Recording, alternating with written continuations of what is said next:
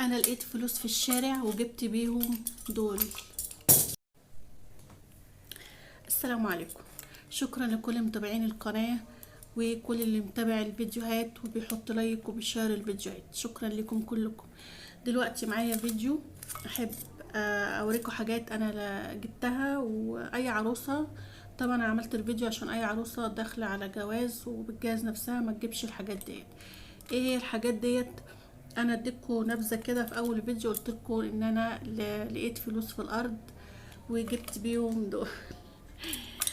اي حد هيجيب الحاجات ديت فعلا هيبقى ان هو الفلوس مش تعبان فيها وجابها وهيرميها في الارض. ايه هي الحاجات ديت؟ تعالوا نشوف. اول حاجة معانا دي المعلقة ديت. ما انصحكيش تجيبيها. ليه؟ لو هتجيبيها هاتي السيليكون كله يبقى قطعة واحدة. ليه القطعة دي ما تجيبهاش ومش حلوة ومش عملية؟ عشان لما بتيجي تقلبي بيها حاجة تقيلة بتروح فاصلة دي عندي، فبالتالي بتخزن، ممكن تخزن جواها ميكروبات، اي حاجة مش حلوة.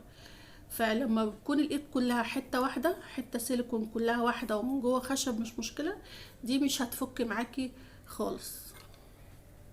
تاني قطعة معايا القطعة ديت القطعة بتاعة تقطيع التفاح.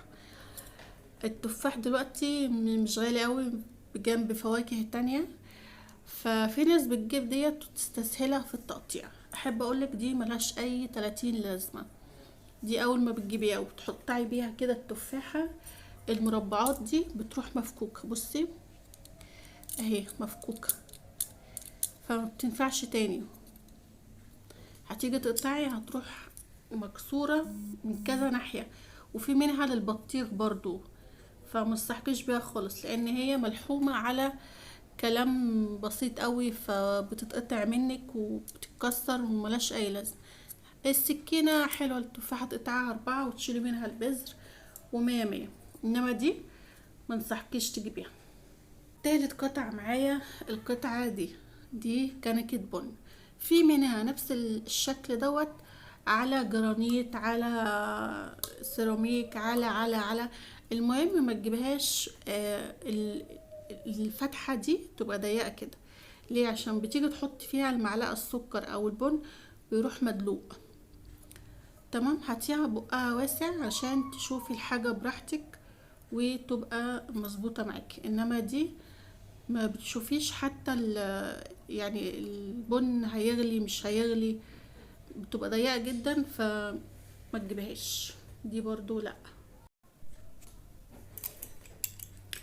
رابع قطعة معايا القطعة دي قطعة البيتزا، وبتقطعي بيها اي عجين اي حاجة. هي ممكن تنفع في العجين انما البيتزا لا، ما انصحكيش بيها. ليه؟ بصي بترقص كده اهي، مش عارفة كده باينة ولا لا. اهي بصي بتتهز ازاي وانت بتقطعي، فما بتبقاش سهلة معاكي في القطع، فبتبقى القطعة متقطعة معوجة، فدي برضو ما تجيبهاش. خامس قطعة معايا دي قشرة البطاطس وقشرة الخضار وقشرة الخضروات. تمام، دي متينة. تمام، في منها بيبقى ستانلس ودي في منها البلاستيك. دي نوع بلاستيك ودي نوع ستانلس. الاتنين بلاستيك بس في نوع انا مجبتوش نوع ستانلس.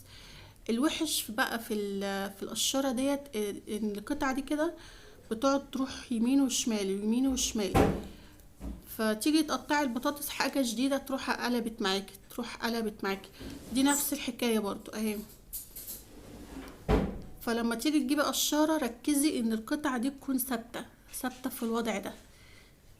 ليه؟ عشان ما تقعدش تروح وتيجي معاكي كده في خيار بقى، في بطاطس، في اي حاجة بتروح معاكي كده.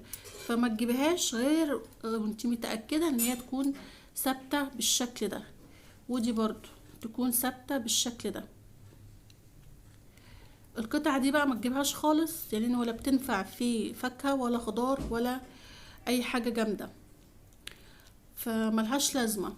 يعني البلاستيك بتاعها خفيف، دي متينة بس نفس المشكلة ان هي بتروح وبتيجي، فدي برضو ما تجيبهاش. وبكده يكون الفيديو بتاعي خلص. اشوفكم في فيديو جديد، وما تنسوش تعملوا اللايك والشير، واشوفكم في فيديو جديد.